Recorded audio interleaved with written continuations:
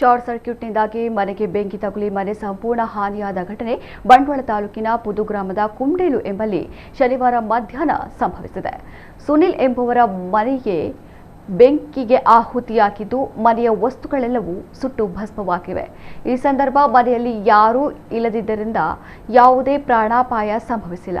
ಹೊಸ ಮನೆಯ ಕಾಮಗಾರಿ ನಡೆಯುತ್ತಿದ್ದ ಹಿನ್ನೆಲೆ ಅದರ ಪಕ್ಕದಲ್ಲೇ ತಾತ್ಕಾಲಿಕವಾಗಿ ಹಂಚು ಶೀಟ್ ಹಾಕಿದ ಮನೆಯಲ್ಲಿ ವಾಸವಾಗಿದ್ದರೂ ಅದೇ ಮನೆಗೆ ಆಕಸ್ಮಿಕವಾಗಿ ಬೆಂಕಿ ತಗುಲಿ ಅಪಾರ ನಷ್ಟ ಸಂಭವಿಸಿದೆ. ಮನೆಯ ಕಪಾಟು, ಬೆಂಚು, ಪಾತ್ರೆ, ಸಾಮಗ್ರಿಗಳು, ದಾಖಲೆ ವಸ್ತುಗಳು ಎಲ್ಲವೂ ಬೆಂಕಿಗಾಹುತಿಯಾಗಿವೆ. ಘಟನೆ ಸಂಬಂಧಿಸಿದ ತಕ್ಷಣ ಸ್ಥಳೀಯರು ಹಾಗೂ ಅಗ್ನಿಶಾಮಕ ದಳದವರು ಘಟನಾ ಸ್ಥಳಕ್ಕೆ ಧಾವಿಸಿ ಬೆಂಕಿಯನ್ನು ನಂದಿಸಿದರು.